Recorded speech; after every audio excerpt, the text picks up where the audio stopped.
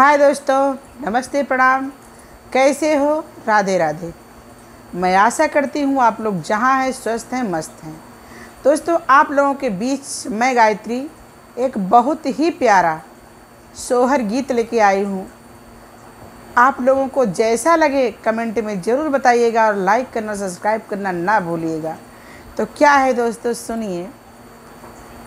गंगा जमुनवा के बीचवा कदमवा के पेड़वा कदमवा के पेड़वा हो रनिया से ही चढ़ी बैठे श्री कृष्ण बंसी बजावई हो।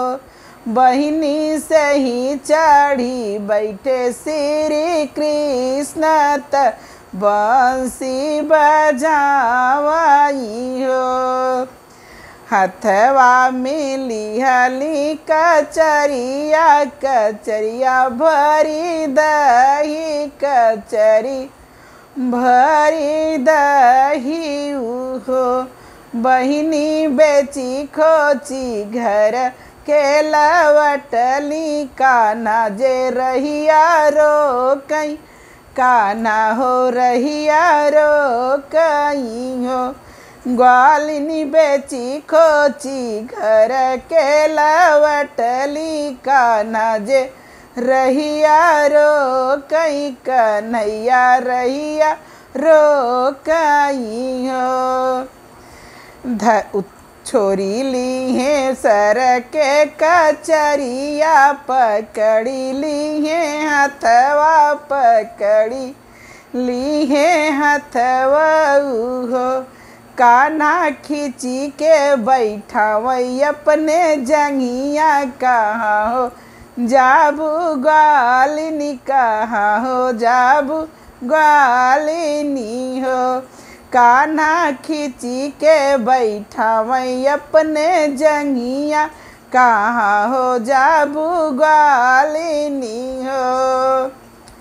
कि छोड़ी देता मोरे कान्हा बहिया त बहिया सुकुवारी हमारी बहिया सुकुवारी हमारी हो। कान्हा सुनई पई है सजना हमारत घर से निकारी दई है हो। कान्हा सुनई पई है सजना हमारत घर से निकारी दई है हो। काहे हम छोड़ी तोहरी बहिया त बहिया सुकुवारी त बहिया सुकुवारी नी हो। ग्वालिनी आजू रह हमारी रईनिया सबेरे उठी जायु सबेरे उठी जायु हो।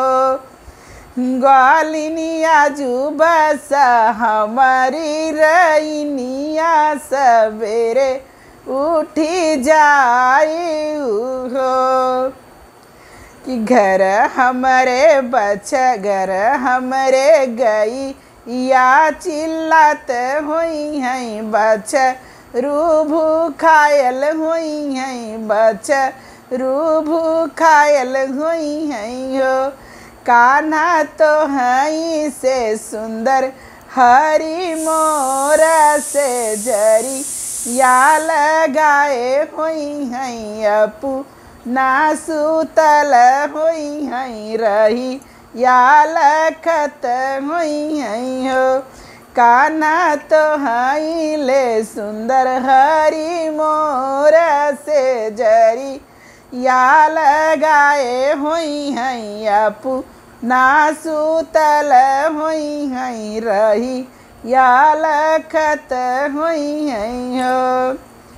कि घर तोहरे बछरू चरत बाटे बल का खेलत बाटे बल का खेलत बाटे हो।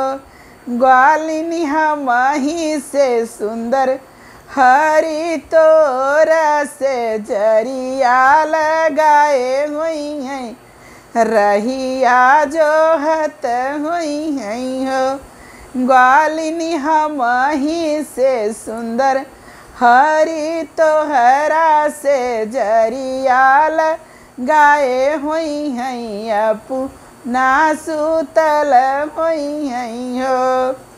छलिया के भेसवा हटाई दी है, रूप वा गढ़ाई दी है, रूप वा देखाई दी है हो। ग्वालिनी हम ही जे सज ना तोहार, हमर लगे रहू, हमर लगे रहू हो। बोलो जय श्री कृष्ण।